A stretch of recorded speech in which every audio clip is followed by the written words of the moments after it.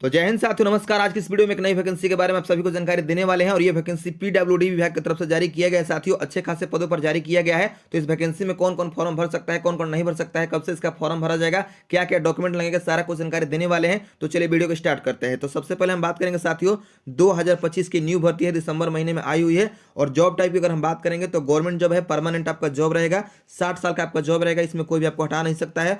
Organisation की अगर हम बात करेंगे साथियों, यानी कि विभाग के बारे में, तो सेंट्रल पब्लिक वर्क डिपार्टमेंट की तरफ से इस वैकेंसी को जारी किया गया है। वहीं अगर हम पोस्ट नेम की बात करेंगे तो क्लर्क और सुपरवाइजर के पदों पर इस वैकेंसी को जारी किया गया है। टोटल पोस्ट अगर हम बात करेंगे तो 8501 यानी कि 8501 पदों पर इस वैकेंसी को जारी किया गया है।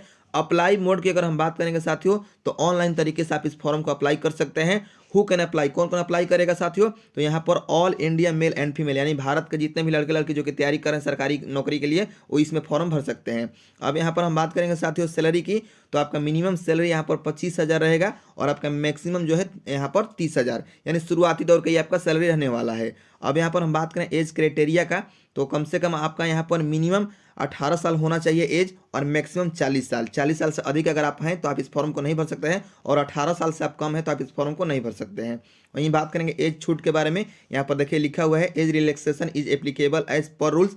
तो एक सर्विसमैन के लिए यहाँ पर 5 साल का छूट मिलने वाला है, ओबीसी कैटेगरी को 3 साल का छूट मिलेगा, एससी एसटी के लिए यहाँ पर 5 साल का छूट मिलने वाला है। ठीक है, तो ये छूट रह गया आपका एज में।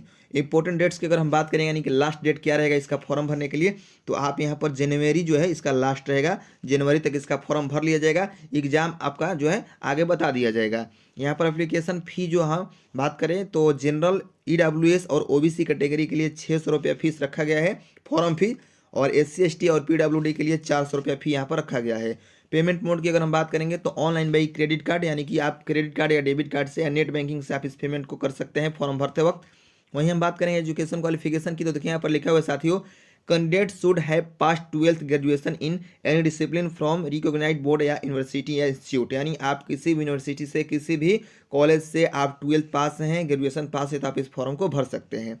वहीं हम बात करें सिलेक्शन प्रोसेस की, तो देखिए इसमें आपका जो है रिटन टेस्ट होता है 70 मार्क्स का, वही आपको क्वालिफाई करना होता है। ठीक है, वहीं अगर हम बात करेंगे साथियों इंपॉर्टेंट डॉक्यूमेंट्स के लिए, तो देखिए यहाँ पर आपके पास पासपोर्ट साइज का फोटो जो है होना चाहिए, सिग्नेचर और आधार कार्ड, एजुकेशन सर्टिफिकेट यानी कि आपका 12th और ग्रेजुएशन का जो है सर्टिफिकेट लगेंगे, और कास्ट सर्टिफिकेट यानी कि जाति प्रमाण पत्र, और एज प्रूफ यानी कि आपका जन्म प्रमाण पत्र यहाँ पर होना चाहिए आपके पास, अभी से ही बनवा कर रख लीजिएगा।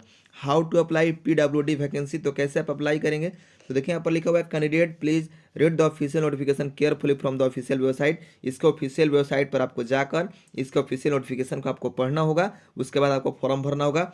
वहाँ पर आपको बता दें, यहाँ पर लिखा हुआ है if it is online vacancy then please click on the link given below या विजिट द ऑफिशियल वेबसाइट। इसके ऑफिशियल वेबसाइट पर विजिट कीजिए। उसके बाद में नो रजिस्टर योर सेल्फ, वहाँ पर आपको रजिस्टर करना होगा। पर्सनल डिटेल्स एज ए, मतलब आपको नाम पता आपको भरना होगा, एजुकेशन जो यहाँ पर आपका क्वालिफिकेशन वो भरना होगा, फी आपको पेमेंट करना होगा। यहाँ पर कहा जा रहा है please remember to upload correct photo, यहाँ पर आपको सही फोटो आपको अपलोड करना होगा, सिग्नेचर सही से आपको अपलोड करना होगा ताकि आपका ई कॉल लेटर आने में देर ना हो।